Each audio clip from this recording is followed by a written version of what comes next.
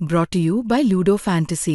Ludo Fantasy दे रहा है 3 लाख तक का health insurance because we care for you.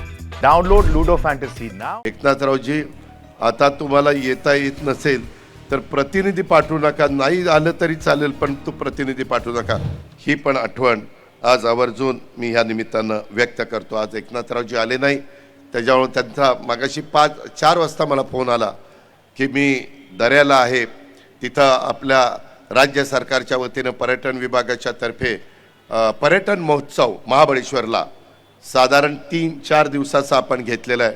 उद्या त्याचा समारोप आहे, स्वतः मुख्यमंत्री त्या समारोपाला जाणार आहे, पण तिथं काही नाना पाटेकरांचे कार्यक्रम आणि श्री यांचे कार्यक्रम अशा पद्धतीचे काही महत्त्वाचे कार्यक्रम असल्यामुळं ते मला म्हणले की मला यायचा खूप मी प्रयत्न करीन, पण ते येऊ शकले नाही आणि इतर पण मान्यवर आले नाही, त्यालाही काही कारणं आहेत।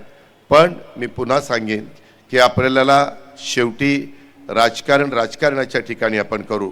आपण ज्यावेळेस चव्हाण साहेबांचं नाव घेतो त्यावेळेस या राज्याला सुसंस्कृतपणा काय असतो आणि सुसंस्कृत राजकारण कसं करायचं असतं हे जी शिकवण स्वर्गीय यशवंतराव चव्हाण साहेबांनी, बेरीजेचं राजकारण स्वर्गीय यशवंतराव चव्हाण साहेबांनी आपल्याला शिकवलं आहे।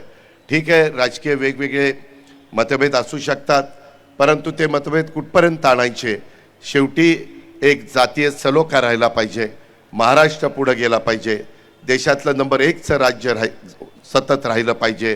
पर कॅपिटा उत्पन्न माझ्या महाराष्ट्रातल्या जनतेचं मग तो गरीब असला तरी देशाच्या तुलनेमध्ये पहिल्या क्रमांकाचं असलं पाहिजे।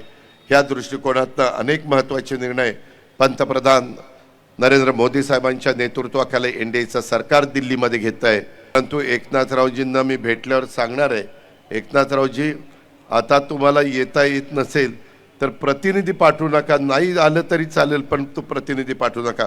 मी प्रतापवर नाराजी व्यक्त नाही करत, कारण प्रताप तसा माझा राष्ट्रवादीचाच आहे, आम्ही एकत्र काम करत होतो, पण साधारण त्याला मग ज्यांचा सत्कार करायचा, मग काही जण आणखीन काही सुचवतो, मग इतर पण म्हणले असतील चला आम्ही येत नाही, आमचा प्रतिनिधी पाठवतो।